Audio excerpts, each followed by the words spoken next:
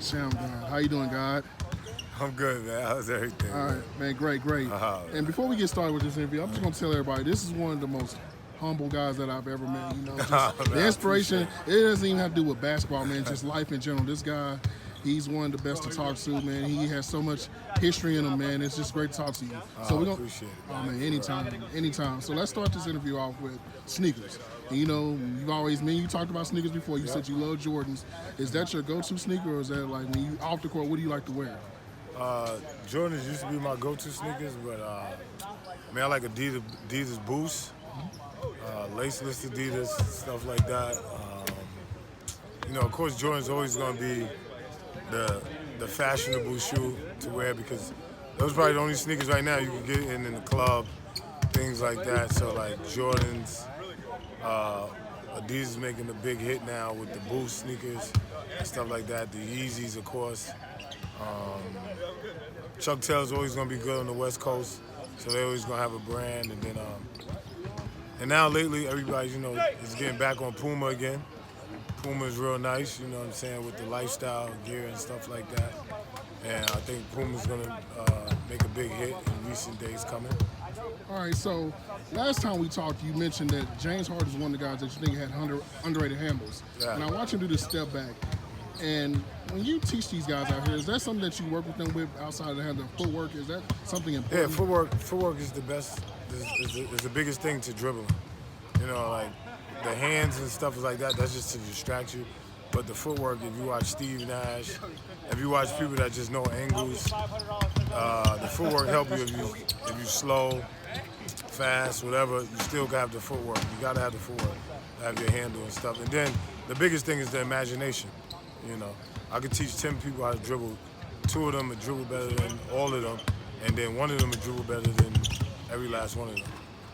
All right, so, you know, when you get guys around the league, and I've noticed this just sitting from the sides, every single star player, and when it comes to Westbrook, I've seen Kyrie, they all see you and they just get marveled. Is that something that you look at and you're just amazed yourself that these guys, you know, because we're a younger generation, do you just look at that and say, man, it's good that they pay their respect and everything, they know who you are as a player and everything and what you brought to the game?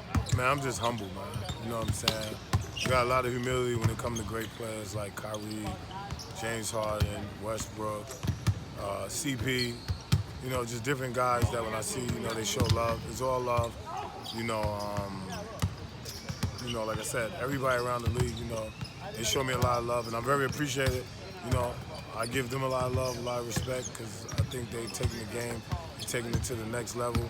You know, you got guys like Jimmy Butler, you know, giving knowledge to my son, things like that, and I'm very appreciative when Chris Paul and all of them talk to my son and things like that, because I didn't have that growing up. So, you know, I just like to, you know, I'm just humbled by all the hard work I put in. You know, it's still paying off now. All right, last question. So you're from the basketball Mecca, of course, and there are so many guys. I mean, Kenny Anderson, you just name, I can go down a list of just guards in general from different boroughs, different things from that area. Could you name a guard there or just a player that maybe the public doesn't know about that you probably looked up to or you played against or a guy that you knew that was really good that may have not made the league or anything like that? When I was coming up, of course, to me, Kenny Anderson will always be the best point guard that ever came out of New York. But when I was coming up, I used to look up to a guy named Sherman Anderson, Ed Booger Smith. You know, people know Booger Smith, but they don't know Sherman Anderson. Sherman Anderson is probably the best dribbler I've ever seen in my life, you know, including me. You know, he went to Xavier. He had messed his knee up, so he didn't get a chance to bring his talents to the whole world. But, you know, it's people like that. And I said I could go on a list, you know, like my boy Mike, that people don't know, he's called Black Magic from my hood.